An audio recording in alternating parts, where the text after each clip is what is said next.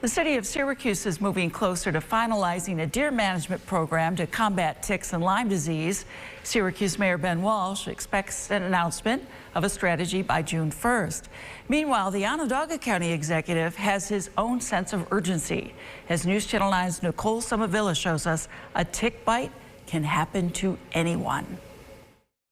It's so small, if you weren't looking for this little bug, you'd likely miss it. On the back of my hamstring, I felt something, and I didn't think much of it. And then 2 days later, I went back and I felt it again. I pulled at it, and it was a tick. Like most people, Ryan McMahon didn't see the telltale rash associated with Lyme disease, but he did see the engorged tick, and his doctors didn't want to risk it. They treated me immediately for as if I had it. He's lucky because if he does have Lyme, the earlier it's caught, the better the chances are of treating it. But where he picked up the tick is still a mystery. I was mowing my lawn. It could have happened there. I was wearing pants, doing the things you're supposed to do. Or, you know, I have a small dog, and, you know, he could have picked up the tick. Even when you're doing all the right things, it can happen to anyone at any time. We've been dealing with this issue, so to kind of have it happen to you makes it very real. The fact of it is it's so small. You're lucky you found it and felt it. It's amazing. I thought it was a little piece of skin. Ticks are easy to miss, but important to find because Lyme disease is growing.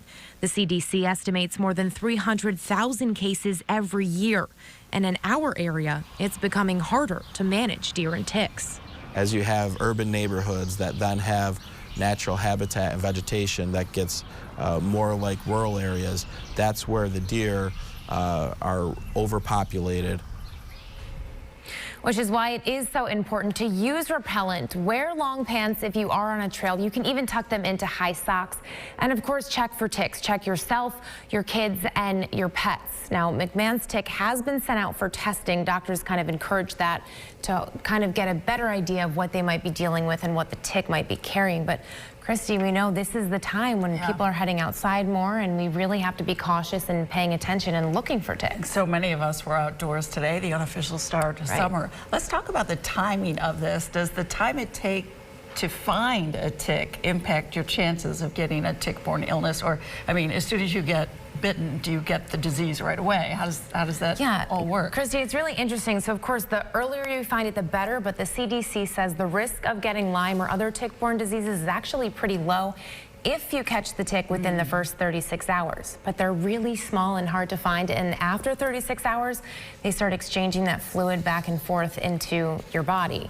Ooh. So, yeah. So much to think about, so much more to learn. We appreciate you staying on top of this for us and sharing your experiences with all of our viewers. Nicole Somavilla, thank you.